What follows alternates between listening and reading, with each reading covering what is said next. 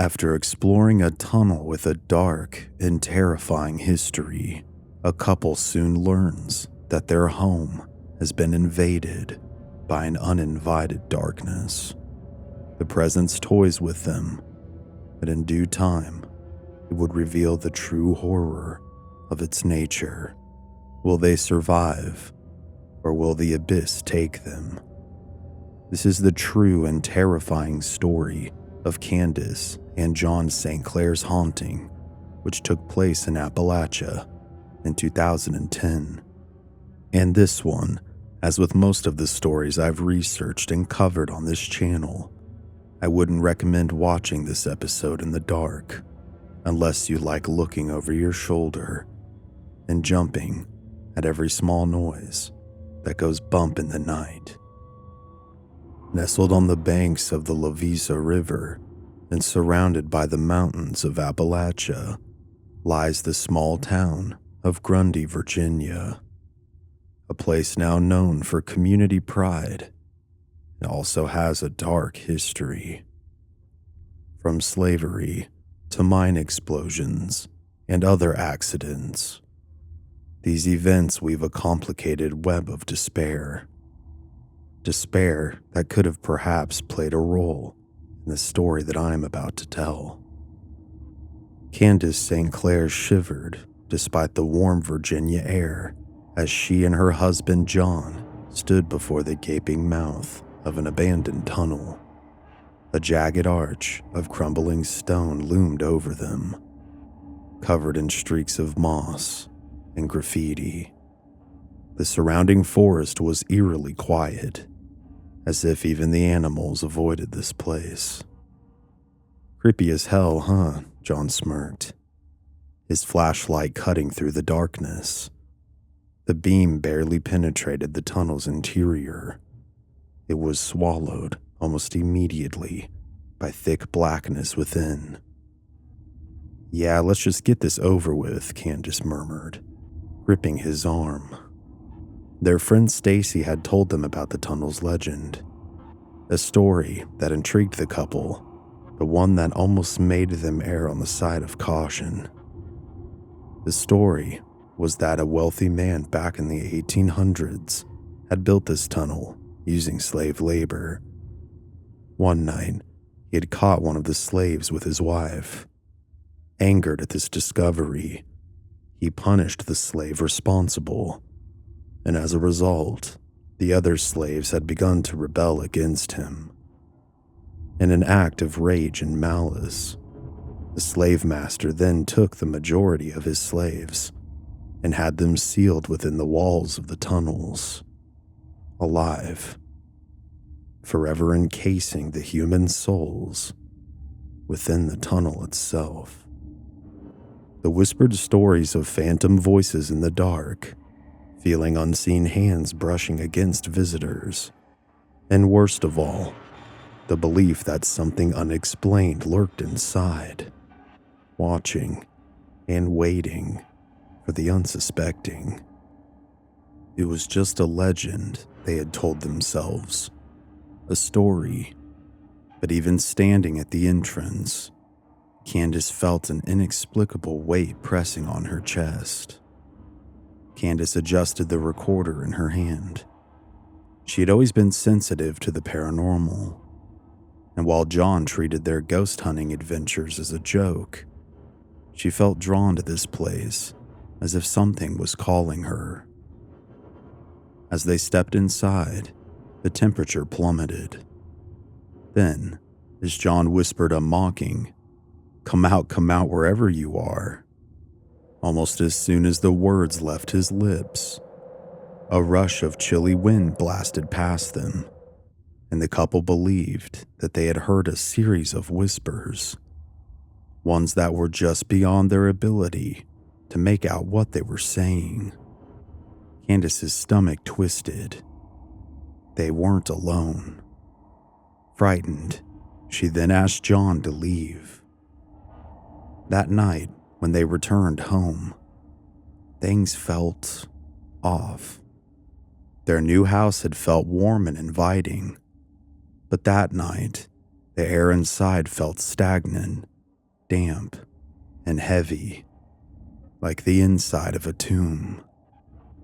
It felt smothering, as if an unseen weight pressed against their chests. The couple had recently purchased and moved into their home, which was located on the outskirts of town, just close enough to town for errands, and just far out enough for peace. And things hadn't at all felt this way before.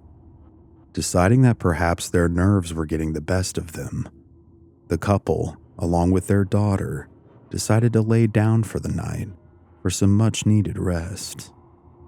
But as the moonlight cast its shadow upon the rocky exterior of the mountains surrounding them, and nocturnal predators hunted their prey, perhaps a different hunter of sorts now also stalked its prey within the walls of the St. Clair home.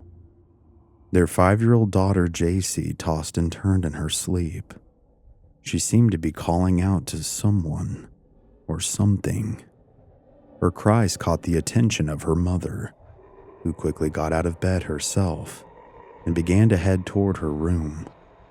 However, when Candace entered her room, expecting to see her daughter laying in her bed, perhaps having a nightmare, she instead found the little girl sitting straight up in bed. She was staring at the corner of her room by her closet. "Sweetie," Candace whispered, stepping closer. "Are you okay?" JC turned to look at her, blinking slowly, as if waking from a dream. "The man in the tunnel is here, Mommy." Candace's blood turned to ice. They had not taken JC with them to the tunnel, nor had they mentioned it to her or around her. Following that night's events, JC would have nightmares night after night.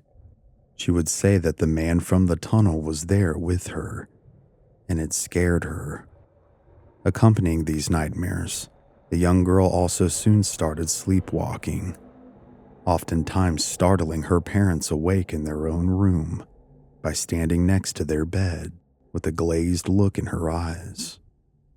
But when she'd be asked by her parents what she was doing, she wouldn't be able to remember what had happened. Trying to play off the mention of any man from the tunnel, they figured their poor daughter was just struggling to get used to a new environment. That perhaps the stress of the move, alongside other changes, had caused this sudden development. That she would get used to things in due time. Perhaps she would, or perhaps not. With her husband working on a project in the basement, and her daughter at dance practice, Candace, who sewed pageant clothes for JC in her spare time, was doing so one evening. As she toiled away on her sewing machine, the calm rhythmic hum was abruptly shattered by a deafening crashing noise that echoed all throughout the house. Unsure of just what on earth the sound was, with her heart hammering inside of her chest and her adrenaline surging, she made her way from the upstairs sewing room down the stairs, apprehensively checking all around with each step as she descended. She then heard it again, the sound of glass breaking. It seemed to be originating from the kitchen, but just what or who was doing this? As she approached the kitchen, she would be shocked by what she would find. Before her very eyes, every single cabinet door stood open. Their contents, her dishes, lay in shattered remains on the floor. Bowls, plates, and cups of every kind lay in pieces everywhere, scattered as if someone or something had removed them from the cabinets and with great force threw them down with incredible impact. In her own words, every single cabinet door was open, and every single dish I had was broken. I didn't have a plate or a glass left. Everything I had was completely smashed. That was, except a small decorative plate that was on display there in her kitchen. However, before her very eyes, she watched as it began to move on its own, wobbling back and forth. It then flew across the room towards her and shattered on the wall next to her. With her daughter and husband nowhere near the general vicinity, and in a state of shock, Candace screamed for her husband. Hearing the cries of his wife, Jon soon arrived by her side from elsewhere in the house. He too couldn't believe what he was witnessing, asking her just how this happened, with her telling him that she came downstairs to this. His mind immediately thought that there could perhaps be an intruder within the home. Quickly going into protector mode, Jon began sweeping the house. Not only did he not find anyone, but all of the doors and windows were still locked. This just further added to the mystery. JC, who has continued to struggle with nightmares and apparent sleepwalking, has begun sleeping with her parents in an effort to quell everyone's fears.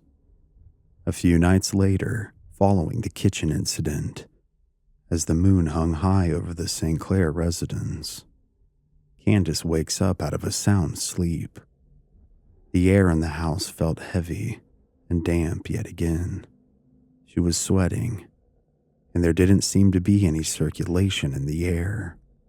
Getting up to turn on the air conditioner, she walks down the stairs and towards the thermostat on the wall at the bottom. Wiping sweat from her brow, she then reaches out to turn it on and adjust the temperature of the house, when all of a sudden, she felt a hand grip her wrist.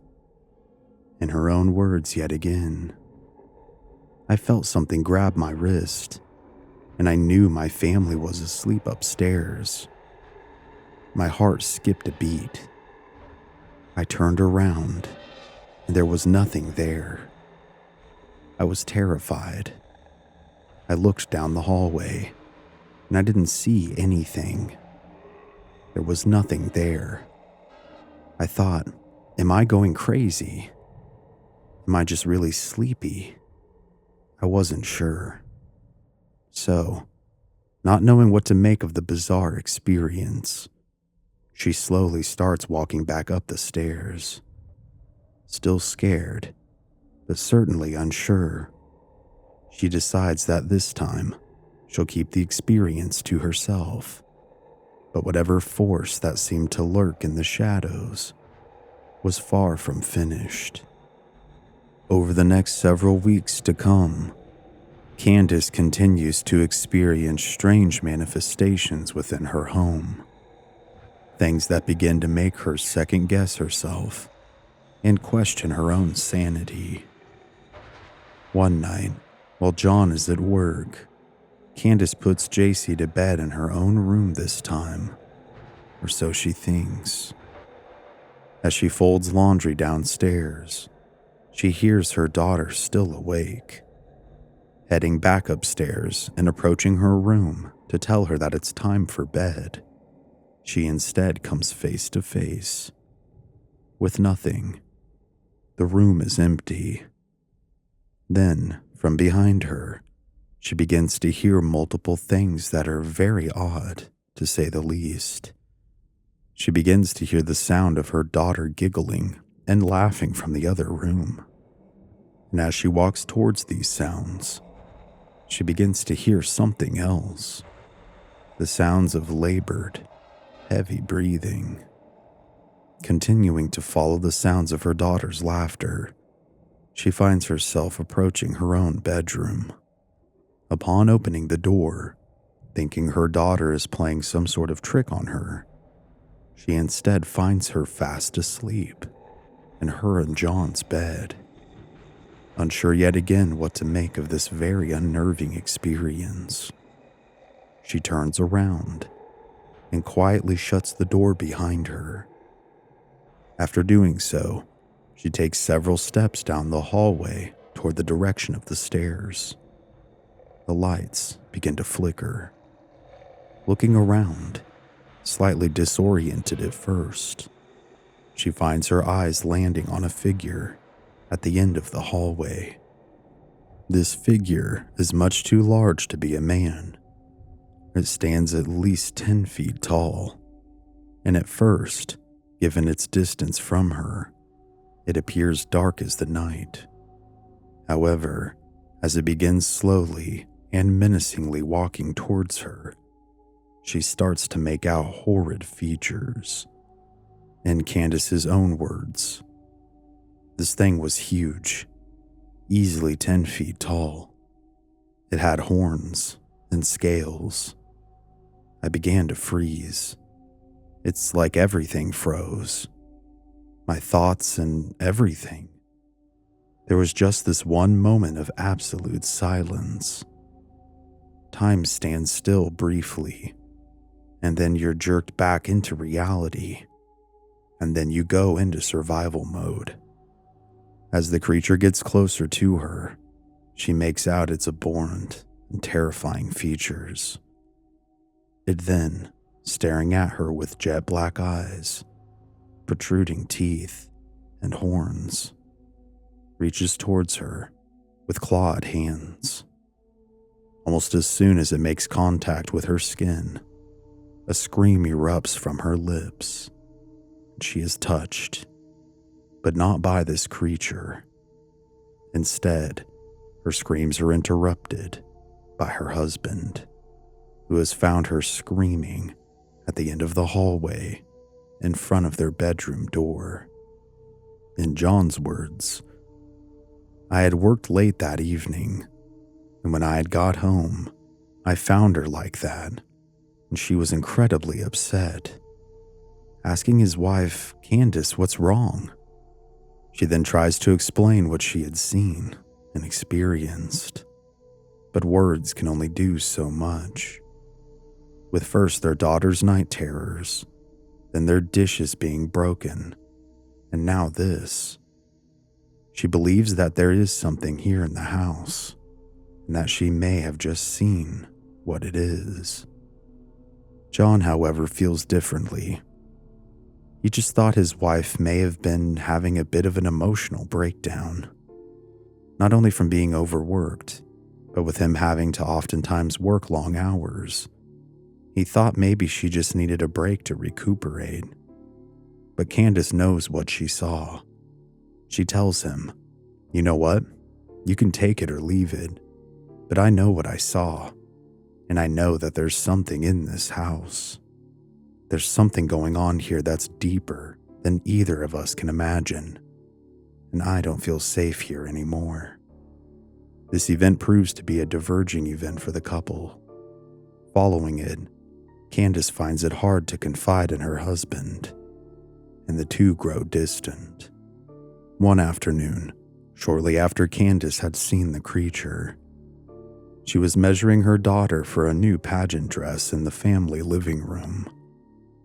John, who was off work that day, was watching TV.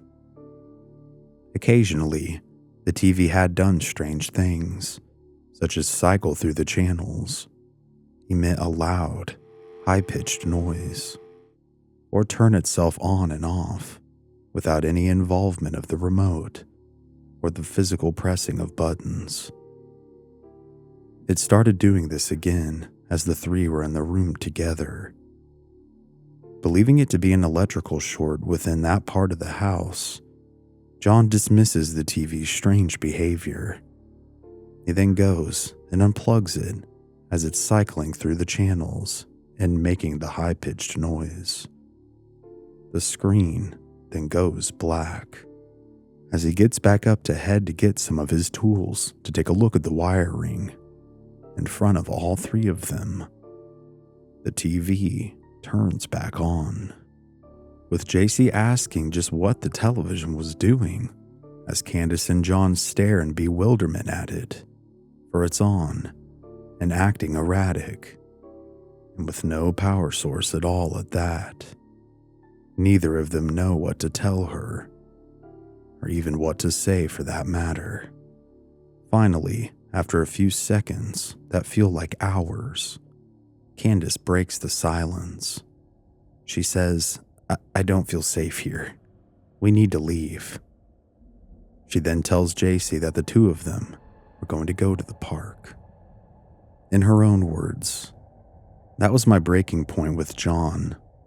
He was looking around and thinking, what do I check now? Because he had checked everything, and the TV was on without being plugged in. Several weeks would pass by after this event, and the once happy couple had further drifted apart. Their once thriving marriage and relationship were practically non-existent. Communication had broken down, and a blanket of sorrow now covered them all. One night, as Jon had some beers downstairs by himself, while his wife and child slept upstairs, Candace is suddenly and brutally woken up by large clawed hands strangling her. She can't scream, and she can't breathe.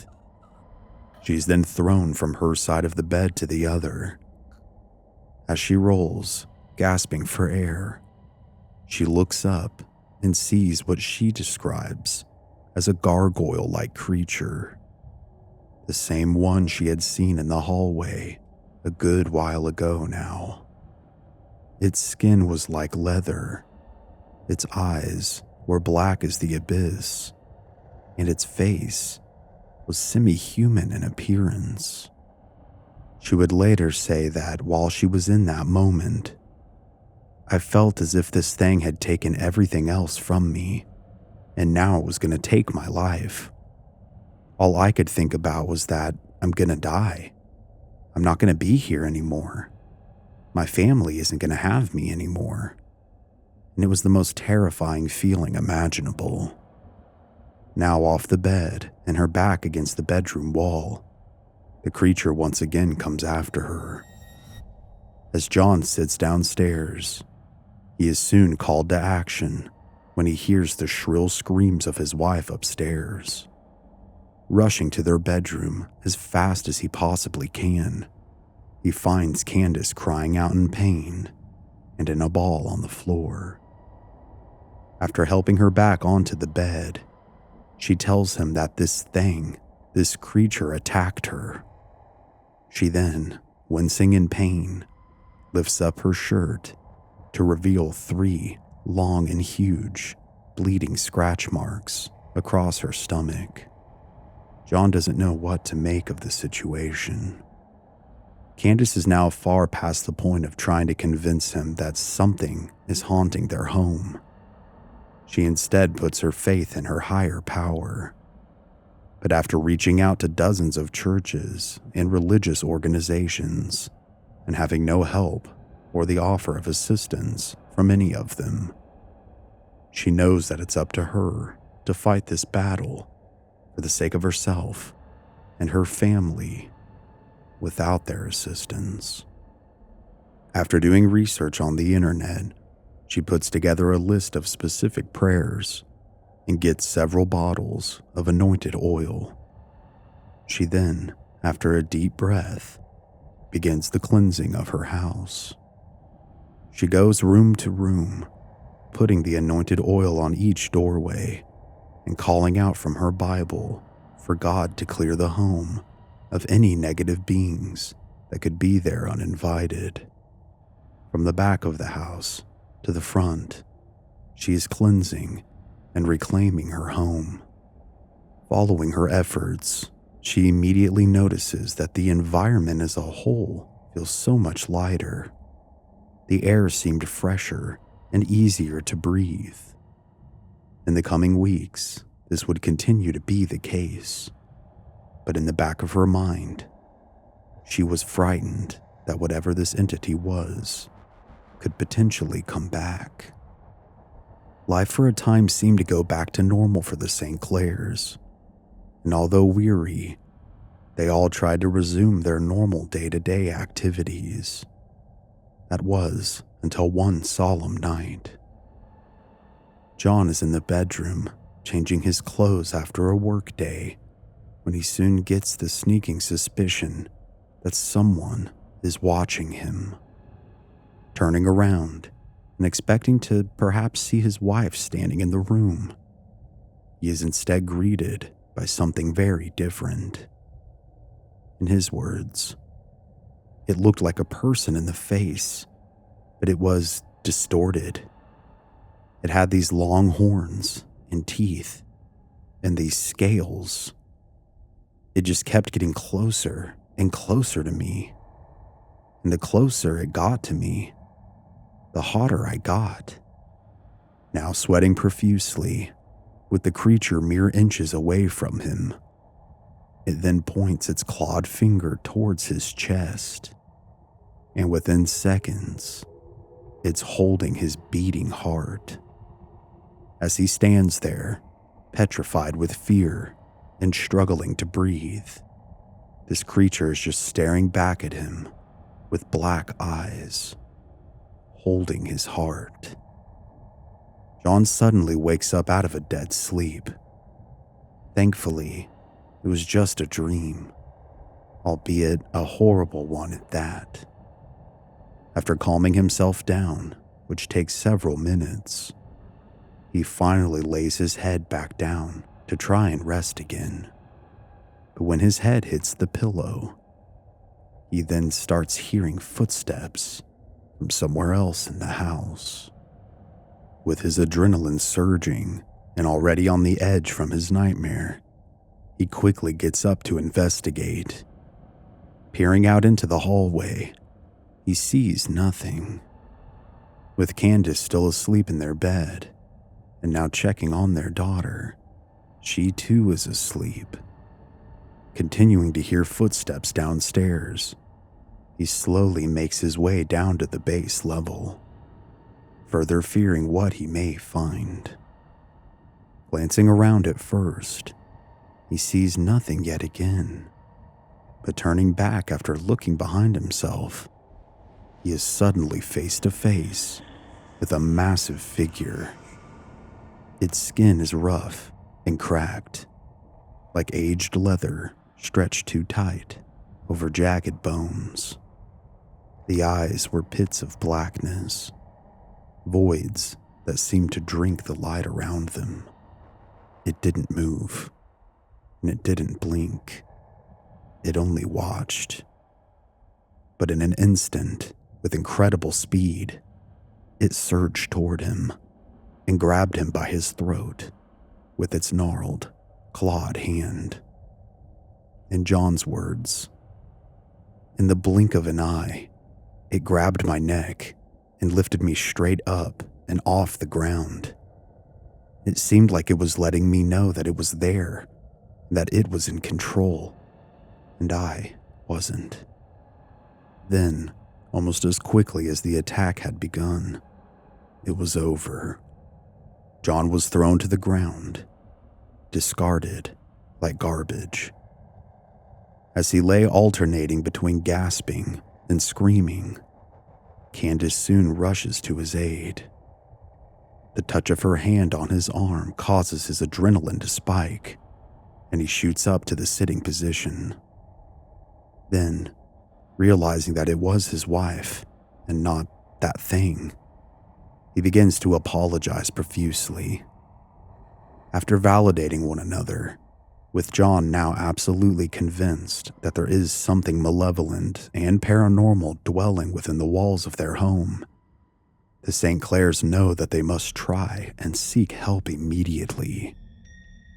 Together, they begin researching and eventually come across the Southern Highlands Paranormal Investigation Group. Upon speaking with one of its members, a man named Stacy Kuchner, the group soon agrees to come and conduct a formal investigation of the property.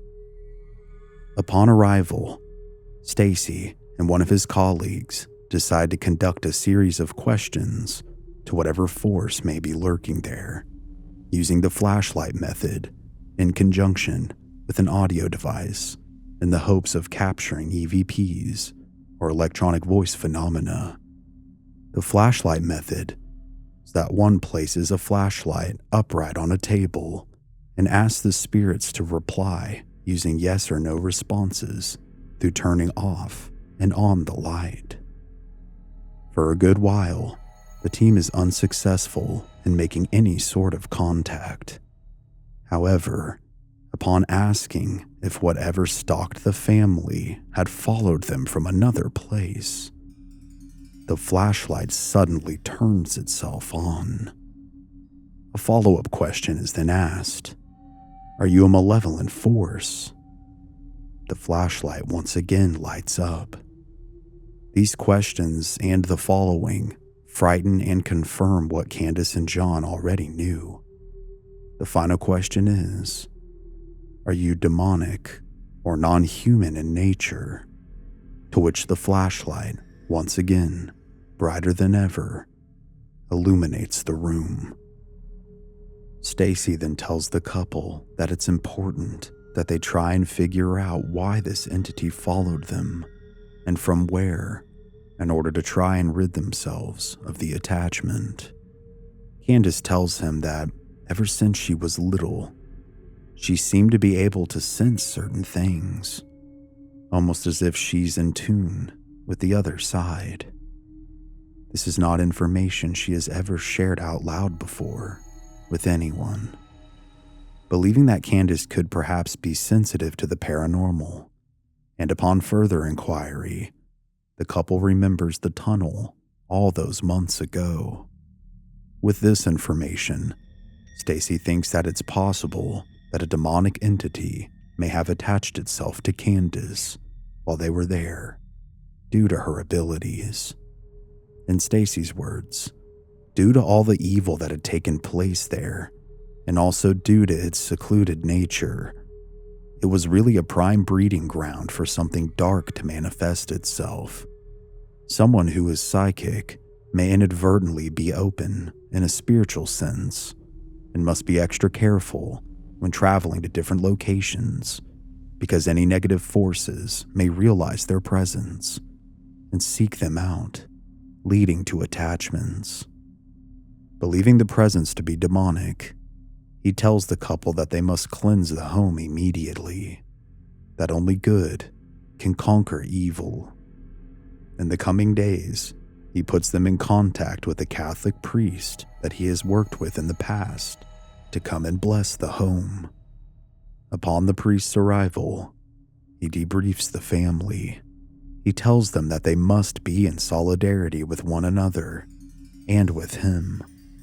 He hands them prayer cards to assist him with the cleansing itself. Then, all together, they begin to pray. They call upon Saint Michael the Archangel and ask for his assistance in ridding the home of demonic forces.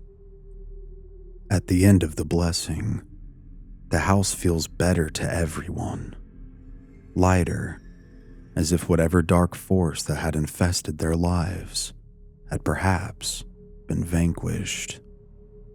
In the coming months, the family slowly begins to slip back into a life of normalcy, one they had craved, but had almost all but forgotten. Beauty pageants, closeness, and love had returned. One day, as the St. Clairs get ready to go out to dinner, Candace tells JC to quickly finish getting ready while standing outside her room. JC is sitting on her bed with one of her toys, facing away from her mother. Almost as quickly as the phrase exits Candace's mouth, she hears her daughter reply to her, but not from the top of her bed, in front of her eyes, but rather from behind her, at the bottom of the stairs, with Jon. Confused because she was hearing and seeing her daughter behind her, but also seeing her daughter in front of her, Candace tells JC to stay with her father. The JC sitting before her then slowly begins to turn its head towards Candace. In her words, This child's face was almost hazy, like blurry, as if there was something missing. As the being stares at Candace, its eyes begin to turn a familiar black color, just like the very same light-absorbing abyssal spheres that had belonged to the demon that had plagued them just months ago. It then vanishes. But as it does, Candace hears the scream of her daughter at the bottom of the stairs. Rushing down to her, it quickly becomes apparent that she has a long and now bleeding scratch across her face. This was the last straw for the St. Clairs. It was horrible enough that the demon had attacked the two of them, but to attack their child, they could no longer handle it. Although the demon could potentially follow them, they decide to take their chances. Seeing no other alternative, the family abandons what was supposed to be their dream home, leaving behind all of their belongings and fleeing with just the clothes on their backs. In the months to come, the family would find another place to live. Fortunately, although they believed that the demon had attached itself to Candace initially, they now believed that it had attached itself to the home because no further activity plagued them. No more horrendous manifestations, day or nightmares, or hellish attacks. Although I did my best to try and find an update on the family, I wasn't able to find out exactly how they're doing now. But I hope wherever they are, that they are safe and truly no longer tormented by the demonic. I'm not sure if they still own the original home in which the case took place, but I do know that following their departure, as soon as 2016, the house has remained vacant. In the aftermath, Candace and Jon turned their frightening experience into a calling. They founded a group called Spirit Seekers Paranormal Investigation Research Team in 2012, aiming to help other families deal with hauntings. This is their team's website, spiritseekersteam.wixsite.com. By forming Spirit Seekers, the couple sought to do more than document ghostly activity. They wanted to actively seek and help remove evil entities and protect others from suffering like they did. During their own experiences with their haunting, Candace discovered she had a spiritual gift, and as previously explained, they believed that the demon targeted her because she is sensitive to the spirit world. She has since embraced her role as a psychic medium, becoming the team's resident medium. Candace is described as a medium psychic and a magnet for paranormal activity who can communicate with spirits and help them move on. This marks a dramatic personal change from haunted victim to healer as she channels her gift to ensure others don't have to flee their homes like she once did. Before we go, I did want to share some of my thoughts on the case as a whole, in no particular order. I do think it's possible that the demon followed them from the tunnel. The tunnel, along with many others in that area, and really the area as a whole, has a lot of dark history associated with it. I think Stacy said it well when he said it seemed to be a breeding ground for evil. I think that traumatic events, like the legend the St. Clairs were originally told by their friend that prompted their interest in going in the first place, could very well have attracted a creature of hell, in my opinion. It always amazes me how often husbands don't believe their wives, or have to literally be mauled by an entity in order to believe that what they've been told is actually taking place.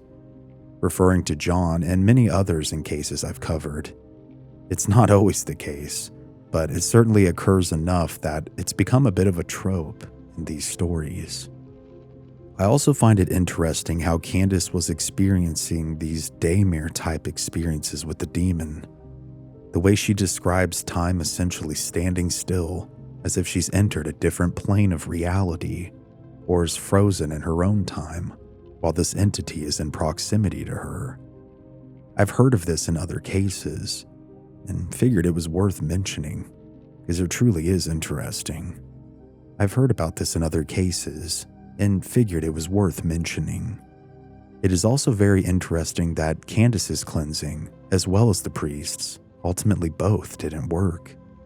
Albeit they both seemed to stave off the demon for a short period of time, but they didn't banish it altogether. I wonder personally if they tried any other methods or belief systems, or if they would be open to doing so if they still own the house. Also, I'm curious if they dealt with a mimic, considering it masqueraded itself in various forms throughout their experiences. The whole concept of mimics terrifies me personally. There's just something about it that's just creepy. There are many questions with this case, and I'd like to hear what your thoughts are down in the comments below. Please also give this video a like, share it around, and subscribe with notifications on. If you want to further support the channel, consider picking up one of my books or some merch at mysteryarchives.myshopify.com, where you can use the code MASALE for 15% off your entire order right now. You can also check out my Patreon or support the channel through the YouTube membership program here. And please also check out my new podcast, The Ghost and Me, here on YouTube or wherever you listen to podcasts. And if it's on Apple or Spotify, please give it a 5-star rating if you like it. Other than that, guys, I apologize for the wait on this one. I wanted to craft a story and video that I'd be proud of. And over the course of this last week, I have just had a lot of personal things going on and things to do with my family, and I just was not in the right space mentally to be able to do that. But thankfully, we overcome as we do, and all around, I hope it was worth the wait. I appreciate you guys. This community as a whole is amazing.